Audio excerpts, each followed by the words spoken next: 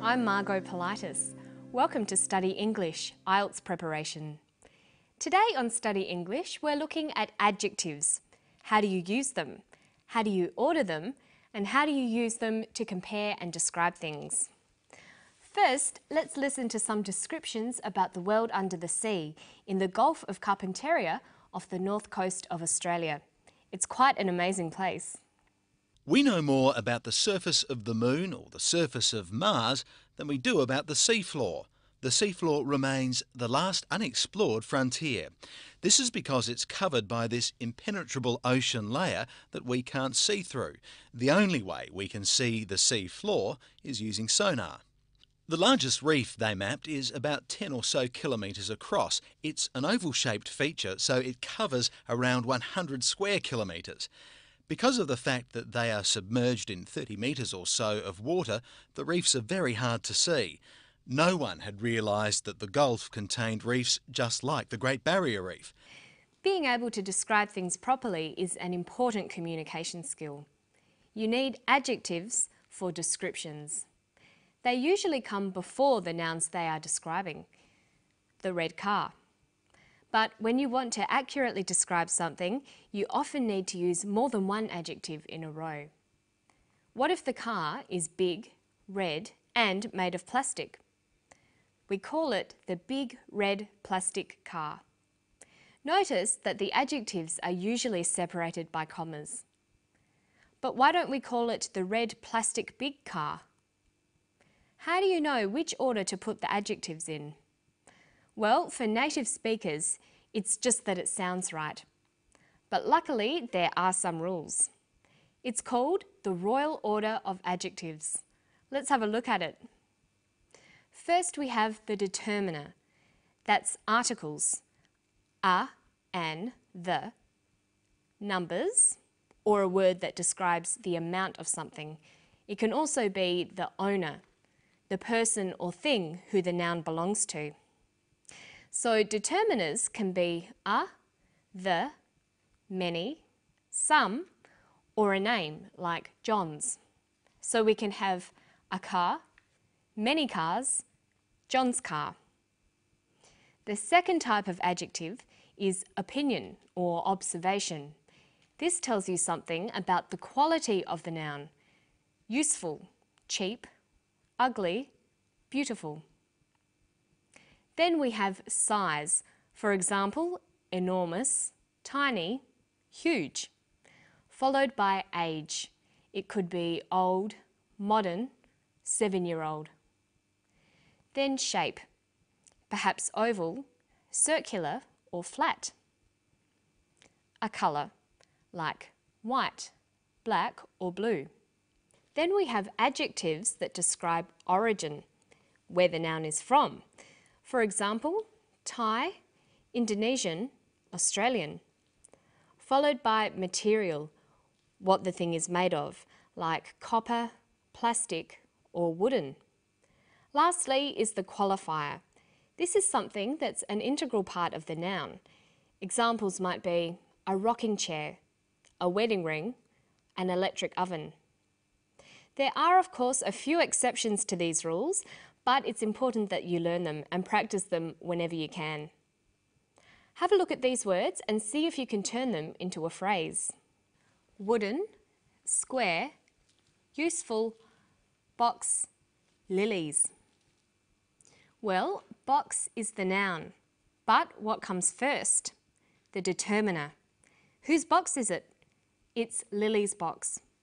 So lilies comes first. Then that's followed by the observation. The box is useful. Then the shape. It's square. Then finally the material. It's a wooden box. So we have Lily's useful square wooden box. Good. Now let's listen to some strings of adjectives from the clip. The seafloor remains the last unexplored frontier. This is because it's covered by this impenetrable ocean layer that we can't see through.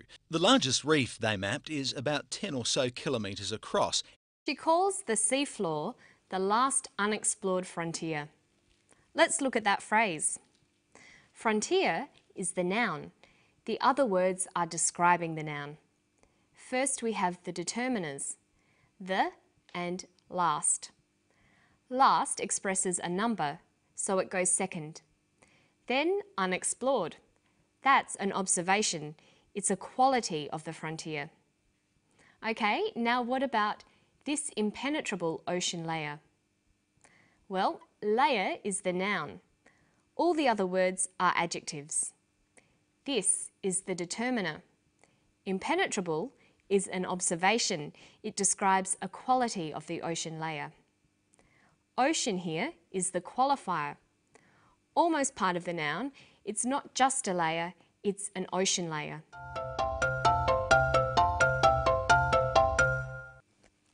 Okay, now you try one. Look at these words. They form a phrase that he used. Largest, reef, the. Well, reef is the noun, so it comes last. The is a determiner, so it comes first.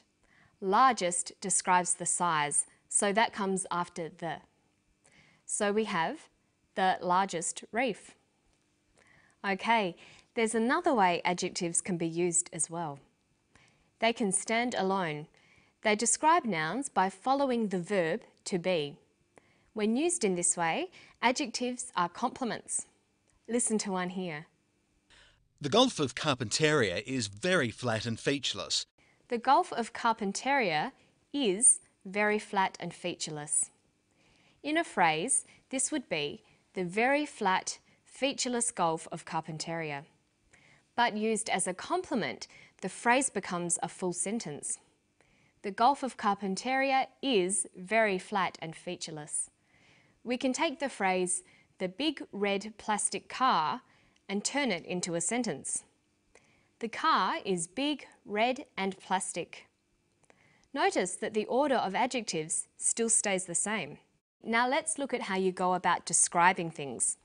It's often necessary to focus on particular features such as shape, size, dimension, weight, colour or texture.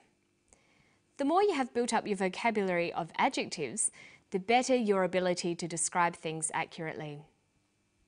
So you might write up adjective lists according to groups. To describe shapes, we can say circular, triangular, rectangular, spherical, but we just say square. It's also possible to describe something by saying it's like something common. So we can say something is egg-shaped or kidney-shaped. Listen. The largest reef they mapped is about 10 or so kilometres across. It's an oval-shaped feature, so it covers around 100 square kilometres. When you're writing, you should always aim to make your descriptions as accurate as you can. But sometimes you can't be exact and you need to describe something approximately. The largest reef they mapped is about 10 or so kilometres across. It's an oval-shaped feature, so it covers around 100 square kilometres. Because of the fact that they are submerged in 30 metres or so of water, the reefs are very hard to see. Dr. Harris uses the words about, around, or so with numbers. About 10 kilometres, around 100 square kilometres, 30 metres or so. Notice that the phrase or so always comes after the number, but the others all come before. You might also hear people say around about. In formal language, we'd probably say approximately. These are all signs that the amount is not exact. And now it's around about time for me to go. I'll see you next time for more Study English. Bye-bye.